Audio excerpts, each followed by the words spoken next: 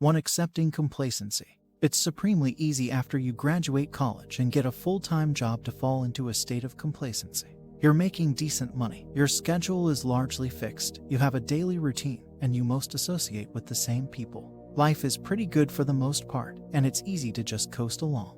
As humans, we seek this kind of comfort and stability. We wouldn't have survived as a species till now otherwise. But comfort breeds complacency, and complacency can be dangerous. It hinders personal growth, which to me is an important aspect of life. Even more in your 20s, when time and energy are abundant and responsibilities are still relatively few. At no other time in your life will you have the same kind of opportunity. Accepting complacency at this age can only lead to mediocrity. What's especially dangerous about complacency is that it's a non-obvious time sink. You may feel stuck but choose to continue living within the status quo simply because it's safe, an okay job without advancement potential because it pays the bills, a mediocre long-term relationship that you're staying in for convenience, an obligation I've already invested 5 years into this, easier to write it out, pursuing a degree in something half-heartedly on behalf of your parents. Next thing you know, several years have gone by and you're stuck in the same job or relationship or major in college discontent, wondering where the time went. Too hard partying. Look, if you want to smoke a joint, have a few drinks, or even experiment with psychedelics, I won't judge. But your 20s are not the time to screw up your health and life with constant party and drug abuse. Stay away from hard drugs and party hard but party infrequently. Celebrate big wins and milestones, of course. While all of your peers are getting #whitegirlwasted and snorting their money up their noses, you can be building the foundation for a lifetime of real success and happiness. 3. Adhering to strong beliefs. Now before you get too angry,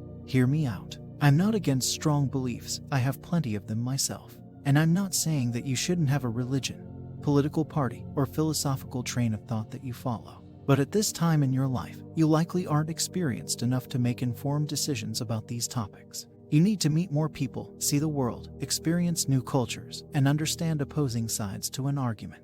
I know you think otherwise, but trust me on this. Instead of protesting campus events and marching around with signs about your belief, use this time in your life to educate yourself about the world and how it really works. Study the world's religions. Study atheists, Christians, Muslims, Hindus, and Buddhists. Learn about socialism, capitalism, libertarianism, Marxism, and other economic and political beliefs. Take the time to learn about topics before blindly associating yourself with them. You'll save yourself a lot of fruitless arguments and unnecessary anger. 4. Trying to become a success. Your 20 seconds are about laying the groundwork. They're about figuring out whom you want to be and how you fit into the world. They are not for becoming a success. Sure, there are plenty of millionaires with 20-something success story, but you don't need to feel the pressure to become one of them. And don't feel like you are worthless if you are not. There will be plenty of time in your life to become successful. Now, you should focus on learning, growing, networking, and building yourself into the person you want to be.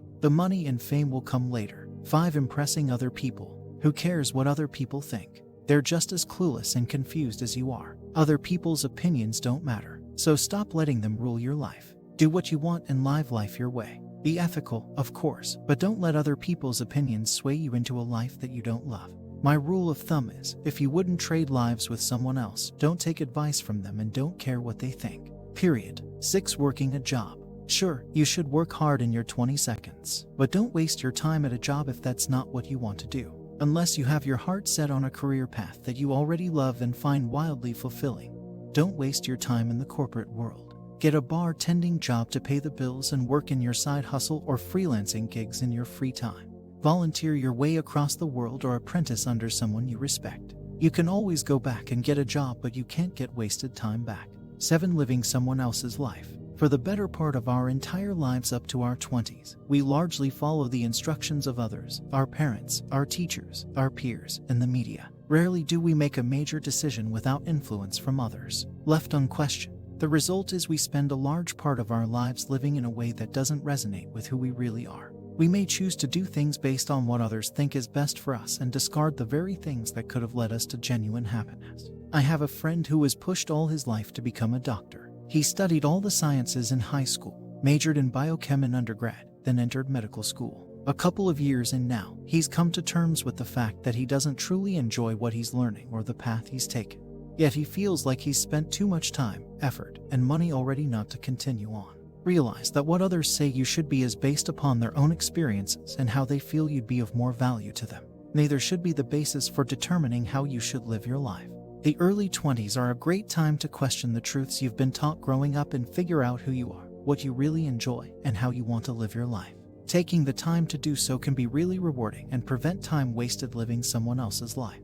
8. Buying stuff to make you happy. Material possessions rarely make you happy. Spend your money on experiences, not things, and you'll look back on your 20s with a smile. Chase the next car, big house, or other expensive toy, and you'll look back on your 20 seconds begging the universe for a redo. Stop buying crap you don't need to impress people you don't even know. 9. Getting into debt. It's not worth it, and it's just plain dumb.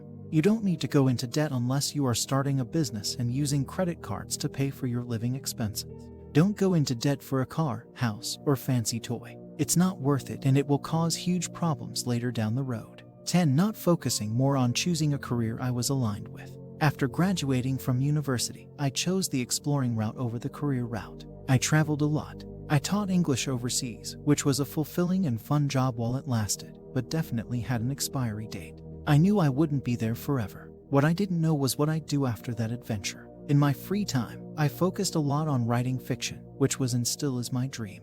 But as any artist knows, you need something to keep the lights on. Teaching and traveling extensively were amazing. I wouldn't trade a day of it. What I would do is go back and remind myself that the future is coming.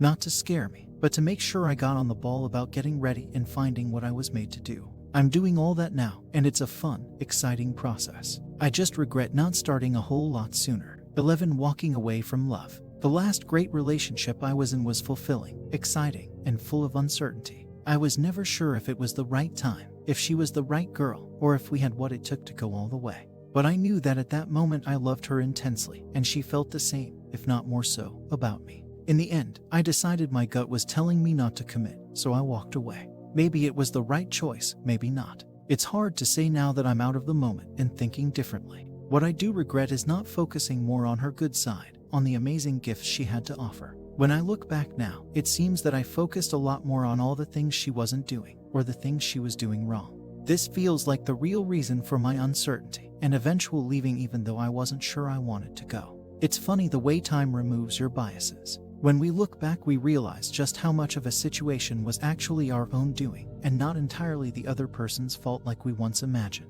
12. Not following my bliss and instead worrying about age and expired dreams. I was offered a job as a writer in Vietnam, in a city I love, doing work I would have enjoyed. Thinking about it excited me. The pay was low, but I didn't care. It was enough, and I'd be doing what I love and learning about my craft. I was happy every time I thought about cruising around Ho Chi Minh City on my scooter, but I turned it down. Instead, I chose to go to Seoul to pursue a master's degree. It's not a bad option, not by a long shot. But the fact is, I was excited about that Vietnam offer, and I let my worries about the future, the money, and my attachment to old habits hold me back. If I could go back, I would have taken Joseph Campbell's advice. Follow your bliss. When you feel the pull to take a new leap, take it. Old dreams are exactly that, old dreams. Your goals are a moving target, and if you no longer feel the same passion for an old dream, that probably means it faded.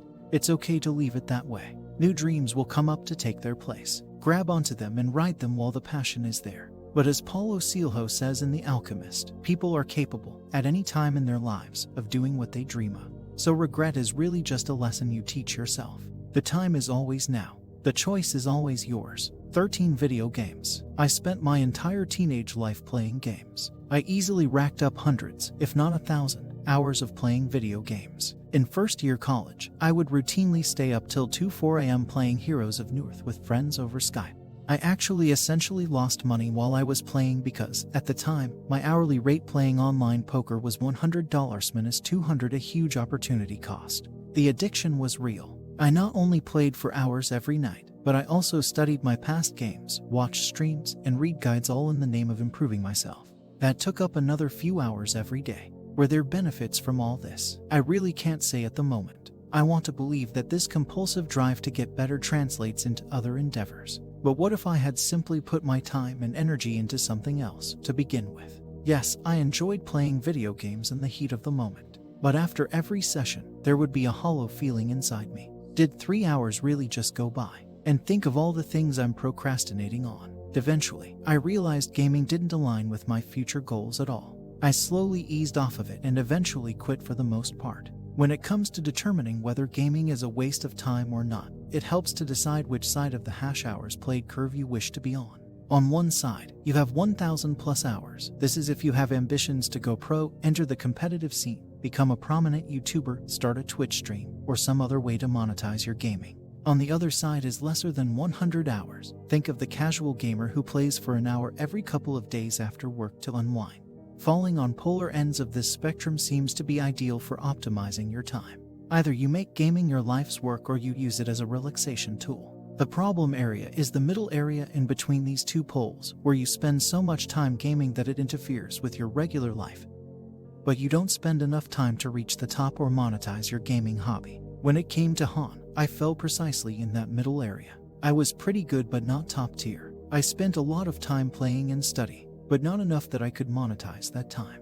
However, it was enough time that the game affected my sleep schedule, study habits, and social life to some degree. I could write a lot more on this topic, but I'll leave it at that for now. 14. Social media. It goes without saying we probably all spend too much time on social media. It's gotten to the point where we care less about the concert or scenic view in front of us and more about how it'll look on our Facebook wall or Instagram page. We're trying to create perfect highlight reels of our lives in an effort to keep up with those of our friends. It's the new form of keeping up with the Joneses. All the browsing of other people's lives does largely nothing for our own except make us more depressed and narcissistic apparently. Make it a habit to do less scrolling and more doing.